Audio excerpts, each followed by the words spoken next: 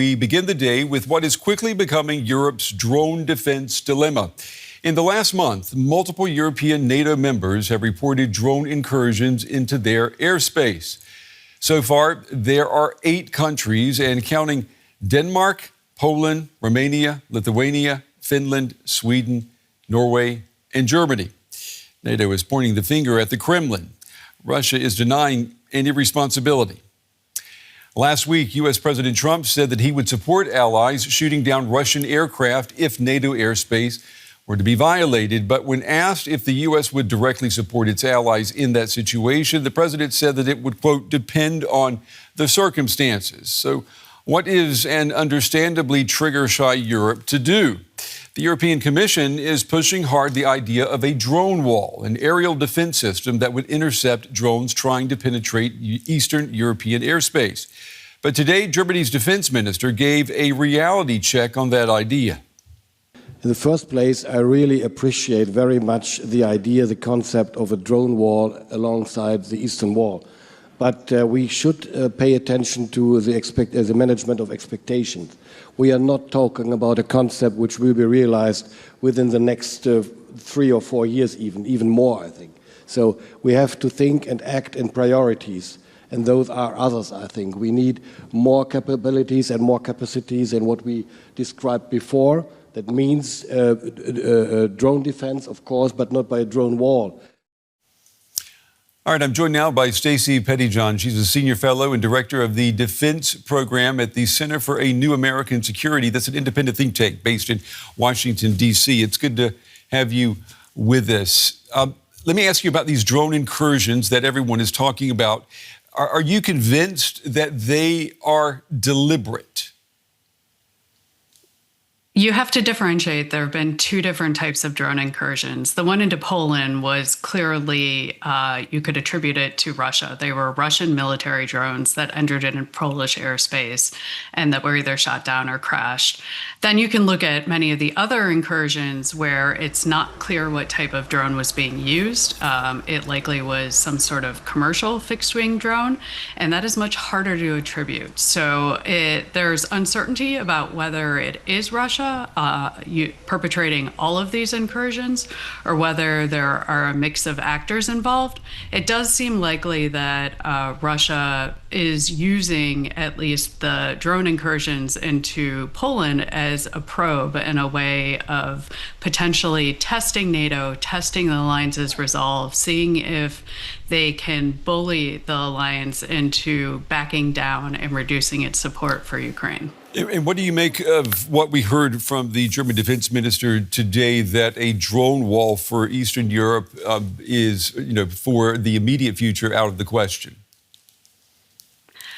I think the Prime Minister is right to put some realism in terms of expectations about what kind of defenses can be put in place in the near term. And the idea of a drone wall, I think, is a bit of a misnomer. You really do want to have drone defenses, but you want them to be part of a larger integrated network of air defenses that can protect Eastern Europe, and is something that NATO has been striving for some time and hasn't made as much progress as it really should. The drone wall may be based on the idea that the Ukrainians have found using small drones to intercept and essentially ram into hostile drones as an effective defense. And I don't think that's necessarily the best technology here for NATO. Instead, the alliance needs to look at what assets it already has, what it needs in terms of different types of sensors, and then different types of effectors that can put in place. And some of them are going to need to be mobile so they can move around, because you're never going to be able to create an impenetrable wall. So that's just a bad name to begin with. And it harkens back to ideas about the Maginot Line or different types of defensive walls. You're going to have to pick and choose your prioritized locations to defend, and then have certain capabilities like NATO's fighter aircraft that can swing in and sometimes help supplement areas that don't have ground-based defenses. Just how challenging is it to bring down a drone or a swarm of drones? Because I think a lot of people, particularly amateur people out there looking at this story, would think that it would be much easier to bring down drones than it would be to bring down a missile, for example. In some ways it is, and in other ways it is not. And this is part of the dilemma. Drones are slow and they fly low, and that makes it hard to detect them. So it's the early stages of the defense intercept that are really challenging, finding the drone, making sure that it actually is a drone, that it's a hostile drone, not a commercial aircraft or perhaps a personal jet that's flying in the sky. And because drones are hard to detect and not normally seen until they're close to the target, it leaves very little time to actually intercept them, shoot them out of the sky, jam them, or otherwise just sort of take a defensive position.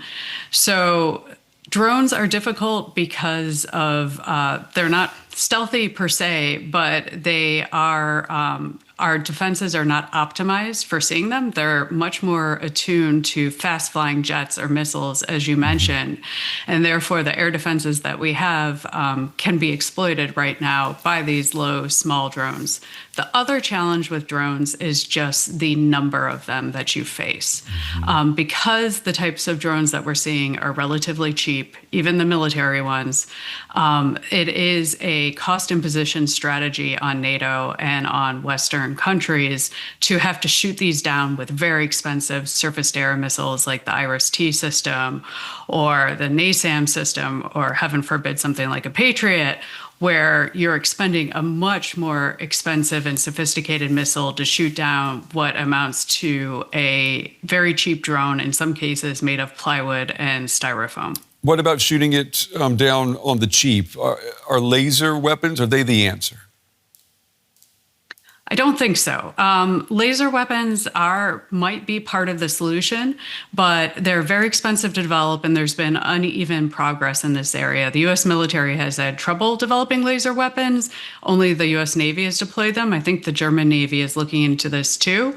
And naval ships, in some ways, are ideal platforms for high energy weapons like a laser because they are big mobile power plants.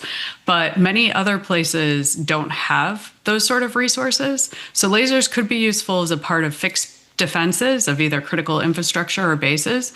But there are also concerns about collateral damage in terms of the laser, damaging aircraft in the sky, potentially even satellites.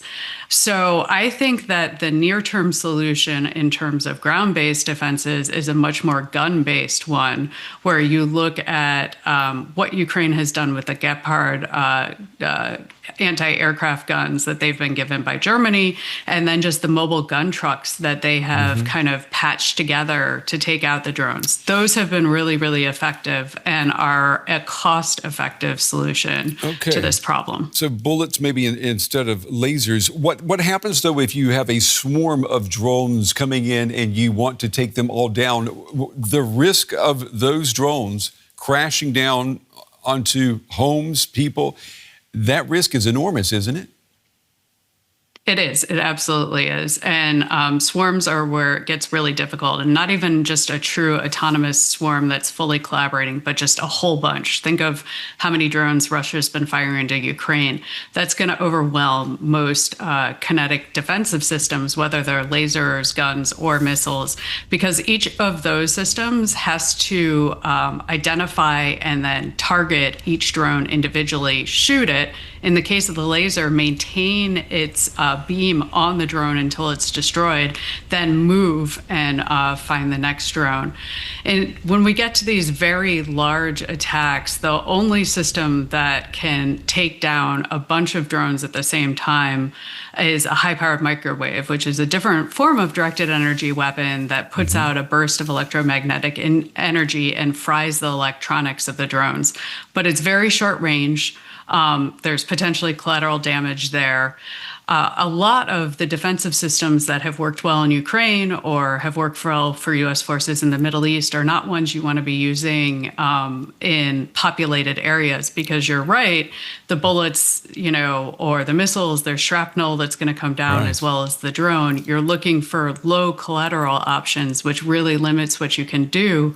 And many of these drones are not susceptible to jamming, which is another counter for some of the cheaper off-the-shelf systems.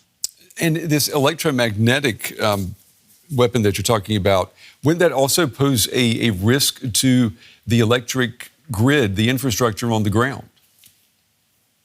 Well, not the electric grid, but any electronics in its vicinity could potentially could be damaged. So there are systems that are being developed by the U.S. military that are working to limit and direct the effect of this. But like all of these systems, there are potential collateral effects, and ultimately it's going to be incumbent upon politicians to decide under what conditions they're going to authorize their forces to, take the risk and use different types of defenses. Yeah, drones may seem simple, but defending ourselves from them, it's not as simple as maybe we thought even going back 2 or 3 years ago, is it?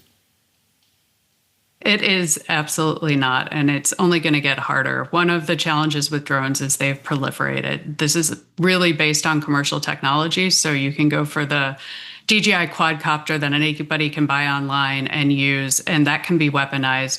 But even the drones that Russia is building, the Shaheds, or that Iran has used, or the Houthis, are comprised of commercial subcomponents, commercial cameras, commercial antennas, and that's what makes them so cheap. And that is the proliferation of these systems is really what is so challenging, because you can't spend all of your time just defending. It really does become a course of strategy that can wear you down over time.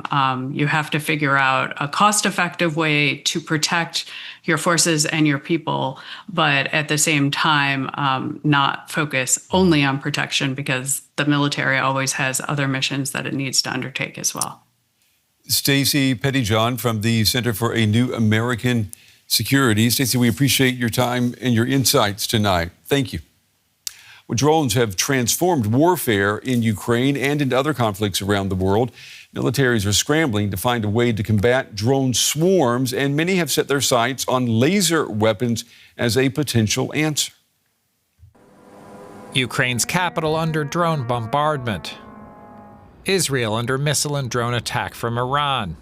Even Poland, a NATO member country, has seen multiple Russian drones violate its airspace. Cheap and plentiful drones are increasingly hard to combat. Traditional air defense systems like the US-made Patriot were engineered to take down big threats like cruise missiles. They're expensive and hard to replace. Ukraine has scrambled F-16 fighters to chase down attack drones and even put old propeller planes into use.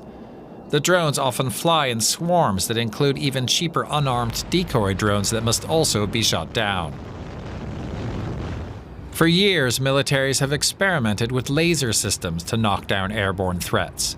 Now Israel says it has successfully tested a high-powered laser that can target drones and destroy them with high-energy bursts. It says its so-called iron beam lasers will go into use later this year, against drones as well as rockets, mortars, and aircraft.